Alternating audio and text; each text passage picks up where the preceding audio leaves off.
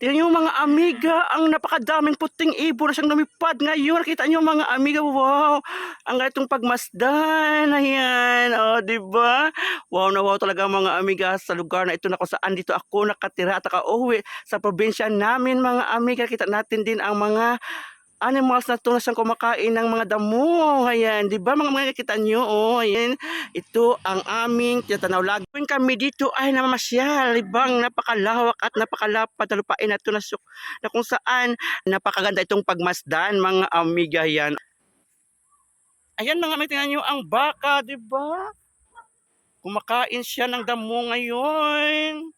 Sila din ay malaking tulong sa ating buhay at sa ating pamumuhay mga amiga. Yan tingnan niyo, oh, hanggang doon ang lapad ng lugar na ito na kung saan ako ay lagi itong pupunta, nagpapahangin kasi nga nakabigay ito ng relax talaga sa ating isipan, sa ating sarili. Ayan, makapag-enjoy ka pag nakita mo ang buong paligid mga amiga, dahil ba naman sa kulay green ng mga punong kahoy at dahon na inyong natanaw mga amiga. Yan, at so nandoon ayan dito mga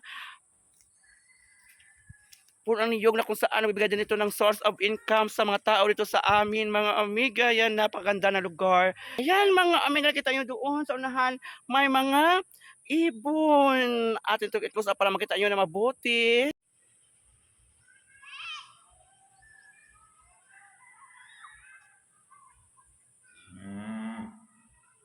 Yan mga amiga, tanaw-tanaw din natin ang mga kabahayan dito sa aming probinsya na kung saan malalaki at mataas din mga amiga, o diba?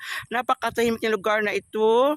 Ang ganda tumira sa lugar na kung saan ikaw ay makapagpahinga ng matiwasay mga amiga. Yan, beautiful place ay kailangan mo ding puntahan para kayo ay makapag-relax din mga amiga. Yan, o diba, malaki ko to ang lugar ng aming probinsya na kung saan dito ako lumakin at namulat ng mabuti mga amiga. Yan, o diba, atin itong ikutin para makita din ninyo ang iba pang mga tanim na siyang nakapalibot sa lugar na ito mga amiga.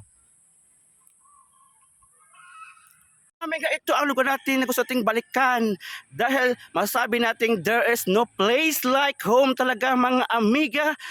Dito tayo ipinanganak, dito tayo binuhay ng ating mga magulang, kaya dapat nating balik-balikan at huwag nating kalimutan ang lugar na kung saan tayo ay nagkaroon ng pananaw at pangarap sa ating buhay. O, di ba mga amiga? So ngayon, bye-bye muna and see you again for my next video. Please share, likes, and comments. And paki-follow sa ng aking bahay mga amiga. Enjoy watching. Bye-bye. Love you all.